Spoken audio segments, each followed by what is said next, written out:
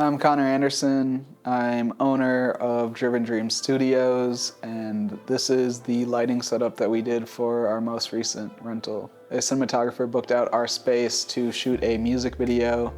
It's going to be a hip-hop music video, and so I asked them how I could present the space. We always like to tailor it to our customers, seeing what add-ons and what equipment we might already have in-house that could be available to them already or for a slight fee. After talking to the cinematographer, they decided to book our add-ons of a smoke machine, our Aperture 300D, our Aperture spotlight mount, and our projector. Using these, we had lots of stands in the studio that are already available at the included rental rate, and we rigged everything up. I assisted them with these looks, and this is how we created the first look. The first look was a pretty simple backlighting setup. To set this one up, I took the Aperture 300D with the spotlight mount to just center that light a little bit more, and I put it right behind our subject. This kind of gave them a nice beam around their head.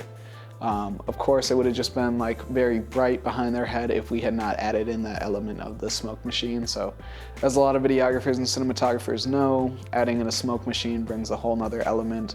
What the smoke machine did for this shoot was we had those light beams behind our subject, and then it went ahead and it just exaggerated those by adding that element in the air. It showed us the light rays all around their head and kind of created some cloud looks. We just lost a lot of detail in the front of our subject because we had no light there. So we decided to mount up an overhead extension arm and put the Falcon Eyes 18-inch light mat on there.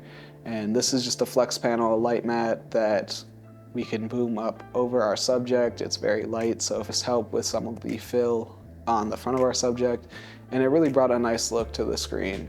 I think we really achieved the look that the client was going for. And again, that was the Aperture 300D, the Aperture spotlight mount, and a smoke machine, as well as a backdrop to have behind them. You really don't need the backdrop, but it is nice to have a solid color or a solid background to your subject when you're shooting those silhouettes.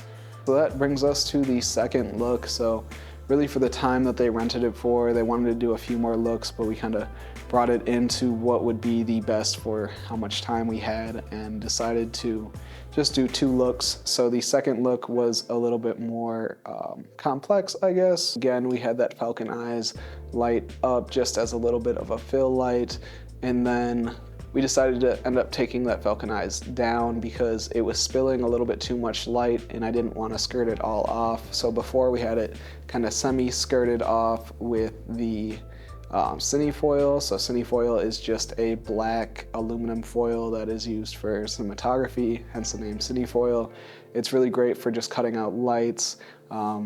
It's mendable, you can tape it to things. I use it all the time. Typically, I've used it just to create skirts around our lights to kind of cut some of the light and the spill off, but many different uses, and it's a great tool to have in your kit. The cine foil wasn't working to completely skirt off what we were trying to do for this look, and I decided to take a blue gel and we went ahead and added that into the spotlight. And actually we had this blue gel for the first look, and in this first look we had the blue gel added on to give us, after we got our basic kind of daylight tone shot with the smoke machine, we put like kind of this aquarium blue gel, just a blue party gel, but how the cinematographer described it was he wanted an aquarium blue type of look. And then in the second scene, we decided to carry over the spotlight again on the Aperture and put the blue tint, and we just bounced this off of the white backdrop we still had draped on the floor, and this gave us a nice just overall bounce back up into the front of our subject. And then the projector was our main light kind of keying the background. So again, kind of a ghostly kind of figure of this subject moving across the projected background. That was the second look. I think we did a great job achieving both of these looks, and holds up to our goal at the studio is to provide as much resource and access as possible to cinematographers and photographers and creatives in the Twin Cities.